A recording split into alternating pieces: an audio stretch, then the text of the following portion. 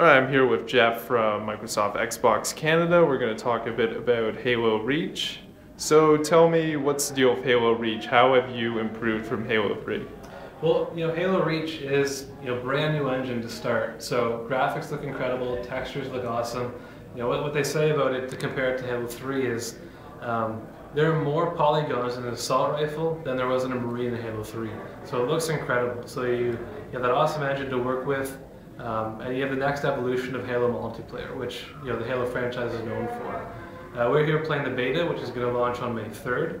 So you're getting a sneak peek of 4 of the new maps, 4 of the new game modes, and a bunch of new features like loadouts, armor variants, some of the new weapons, and that sort of thing.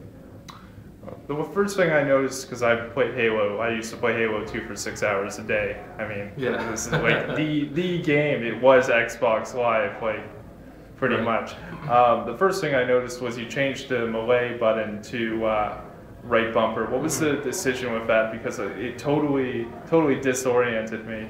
Yeah, it's definitely something you're going to have to adjust to, but when you're adding things like abilities and some of the loadouts with like jetpacks and armor variants, they're much more substantial than they were in Halo 3. So they've moved that button to the left bumper. So you now have left bumper, which is the loadout, left trigger, which is grenades. So it made sense to move the melee button to the shoulder because now you have all your offensive buttons as a trigger or a button, and all the switching or jumping on the face buttons. So if there weren't any vehicles in any of the levels I played, unfortunately, but what button will be used to get into vehicle? Good question. It'll likely be like a Y or X button like you had before. Okay, fair enough. And there's still dual wielding? There is no dual wielding this time. In the entire game? In the entire game. So, some of the weapons are rebalanced. You'll be able to play with 6 new weapons that are in the beta. A grenade launcher, a sticky plasma grenade launcher, which is just insane, a marksman rifle, and the new Magnum, as well as a Covenant needle rifle. I definitely like the Covenant needle rifle. It's really cool, especially when their shield is down and they just explode. Yeah.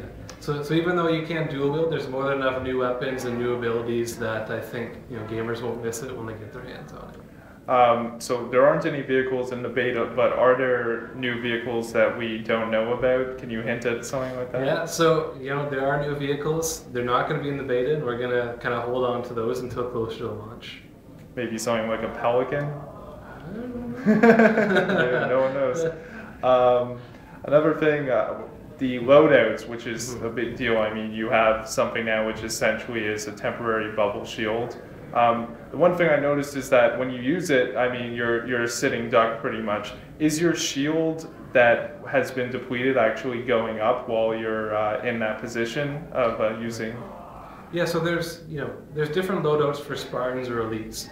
And so that one Spartan loadout you're talking about is an armor lockup. So you are kind of stuck in the one position and your shield is depleting. But as it gets to that last little spot, it's actually going to let off a kind of short range blast that if you do have opponents nearby, it's going to deplete their shields. So although you're at the end of that kind of ability, if people are nearby, you're going to be able to take them out pretty quickly if they were exposed to that blast. Interesting. So the first thing I'm just going to let people know is that when in an objective game, when you're holding the flag, you can't use your jetpack and you can't dash.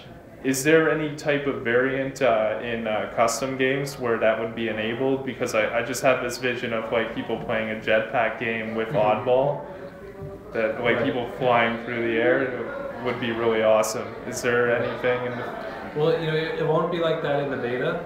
Whether or not they might add that into the final version, we don't know yet. We'll see what happens with the beta and where they start refining it. All right. So when does the full game come out? The beta starts May 3rd. You get into that through your Halo 3 ODST game disc.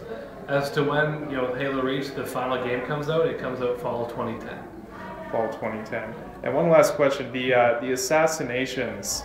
How do they work exactly? Because, I mean, from me playing Halo, I go behind someone, I hit them in the back, and then they die. So how does that animation, the special animation, start? How does that determine? Right, it's a unique kind of twisted assassination. So before, and you still can now, go up behind someone and pretty quickly hit the melee button and get kind of that hit in the back of the head. It won't kill them instantly unless their shields are dead. So the way to do that kind of special assassination is sneak up behind someone, and you now hold down the melee button, and then it'll kick off into that animation where you're taking them out with the knife.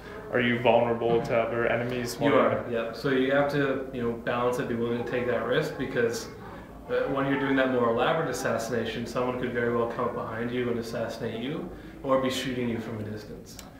All right, and another thing I noticed was the whole leveling up thing, which has always been a part of Halo, but now it seems a bit more intensive with the screen after you finish the match. It tells you pretty much exactly all the points being accumulated and stuff like that.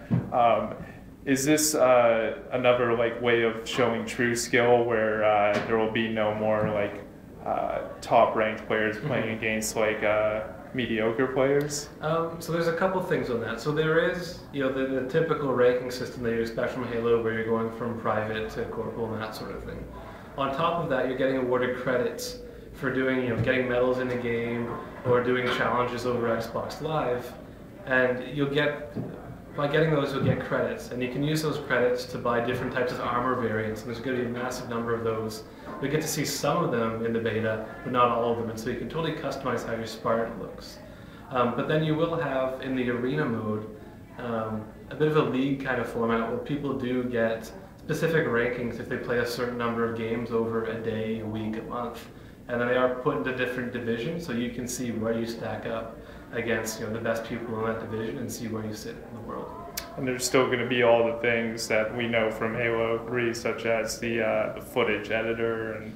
Yep, file sharing, footage, all that stuff is still there. So think of this as an evolution of what you already know and love of the Halo multiplayer experience, just with a lot new features, a beautiful looking engine, new maps, and everything you would come to expect from what we would say is the next evolution of Halo. Sounds great. Thanks for your time. Thank you.